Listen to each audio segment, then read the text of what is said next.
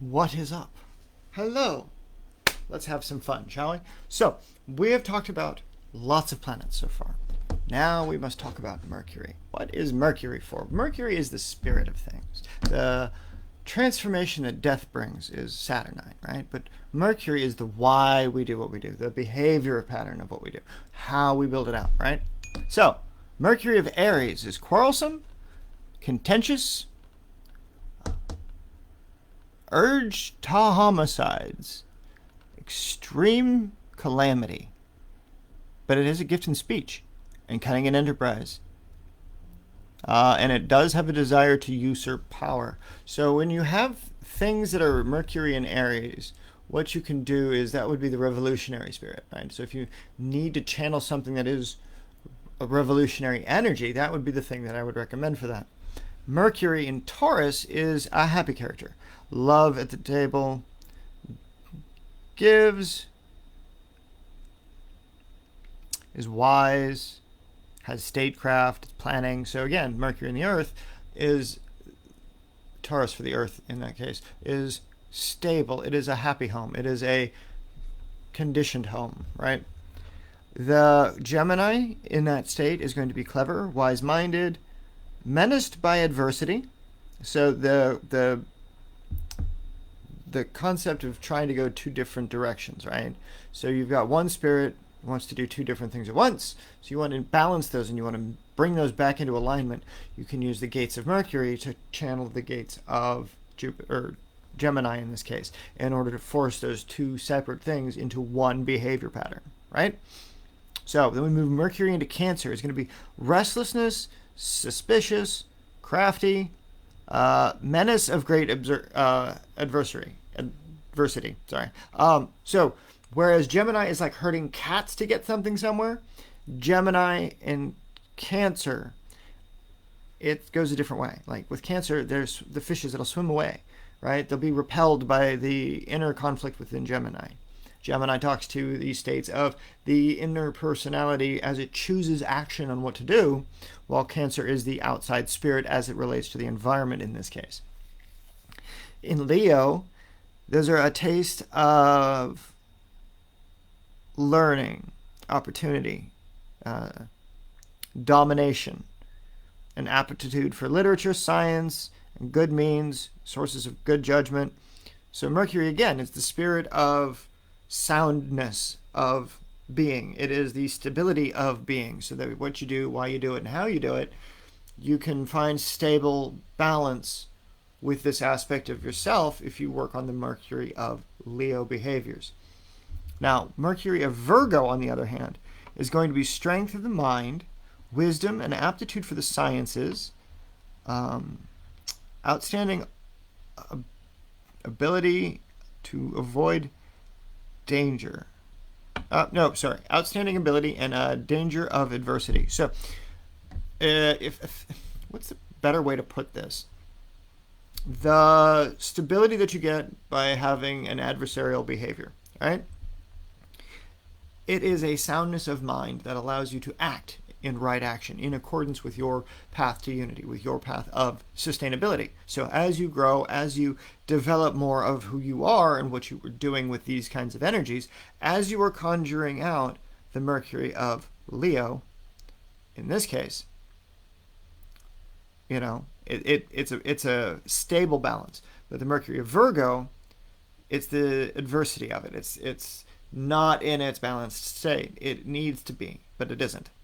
And the Mercury of Libra has an aptitude for mathematics, love of serious study, inventing, chance of celebrity, fortune, and faithful friends. So, whereas Leo is the soundness of the mind to do it and act in it, Virgo is the physical path of walking there, and Libra is the balance that is achieved as a result of those things, under the capacity of that's what moves your soul, that's what moves your spirit forward, so that what you do and how you do and why is, again, something that you are committing into action by specifically including Libra of Mercury, or Mercury of Libra. So those aspects in those states are important in those conditions. The Mercury of Scorpio is bad instincts, a tendency to be violent, scorn justice, especially Saturn. Inclination to lying, trickery, the thieves of other stuff. Like Mercury and its communication, it's like the burglar that sneaks in the middle of the night, right? They want what others have, but they don't want to work to get it. They just want to just take it. Sagittarius is the goodness of that. So whereas if you have the Scorpio aspect, which is going to be a little bit more like the parable of what happens when a scorpion on the toad is going across the water, the toad is willing to help, but the scorpion stings the toad anyway because it's in their nature, and they both die. That's Scorpio in this case. Sagittarius is the balanced form of what it could be. Of it integrates and is aided by what is served. So instead of being a detriment, it is a benefit to those energies. And Capricorn, in this case, is without good aspects from danger and illness, as a failure of downfall in distressed, is learned upon, is learned by men, but without proof. So Capricorn, in the Mercury aspect, doesn't really have a lot of good to say about it. It does get into like behaviors with people, right? So as you go through and as you think about, okay, well, I'm going to need to conjure up the frozen earth, right? Well, that shit is slippery. Like ice is slippery. So Mercury, in this case, the spirit, mixed with slippery ground, it's not good. Like, yeah, you can do some ice magic with it, but shit. Capricorn, in this case, is just be aware of when you use Mercury under its Capricorn state, that the ground can freeze under you and you can lose your footing, right? Aquarius has an aptitude for the study, for the occult sciences, but there are dangers of how the chances come about, how the opportunities come. So while there's an aptitude for study with Aquarius, the what you study, how you study, and what you're doing with your studies as a direct result of that is where it falls under the dominion of Aquarius of Mercury. So what you do with your spirit and how you apply it, like you can apply it to the sciences, you can apply it to the arts, you can apply it to mathematics, you can apply it to service and business, you can do all sorts of stuff with Aquarius of Mercury. But it also it can produce dangers if you fuck up. Again, this is one that requires temperance and balance. So you would use this with something earthy, something airy, something fiery.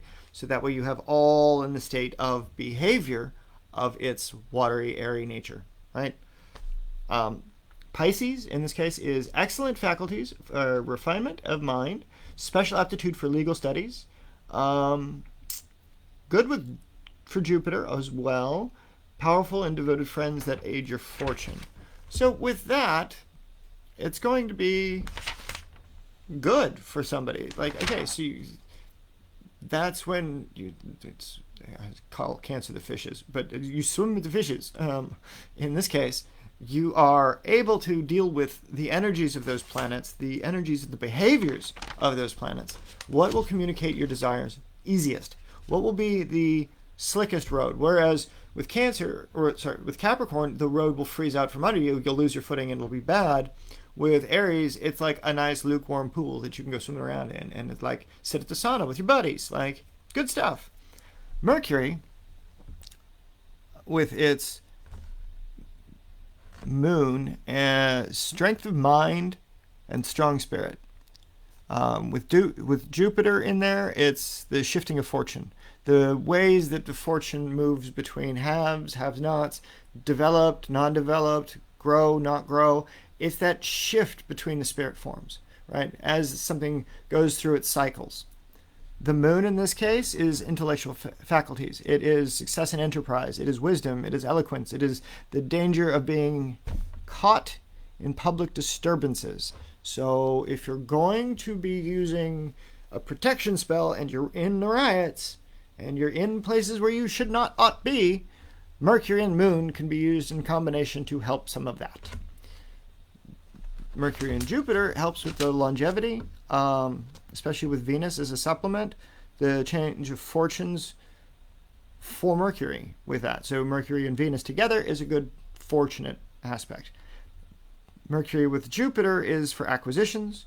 For Mars, it's going to be inspiring either really good things or really bad things. So you got to watch your homicidal instinct if you're going to channel the communication of Mars. So in your communication, it is the adversarial speech. It is the driving rhetoric, right? Make sure that what you do is tempered in your communications so that way what you're experiencing can actually be experienced for others, right? It can actually serve. And then Saturn is the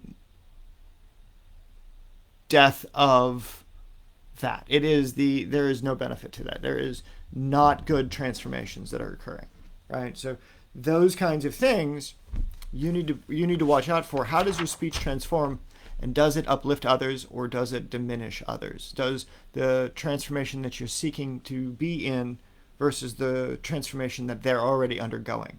Where are they in their transformation journey? What do you need to add to them? You need to kill the state of being that they're in and bring out some new state, right? So it's not about physical death, it's about situational death. You need to put it to rest. You need to change what's going on in that capacity so what moves forward is something beneficial. It's like the grass that grows right after the first frost, or like after the spring frost in that. So anyway, that is my stuff for Mercury. And I was wrong. We still have the moon to go. So I look forward for you to join me in watching the video on the moon. Stay safe, my friends.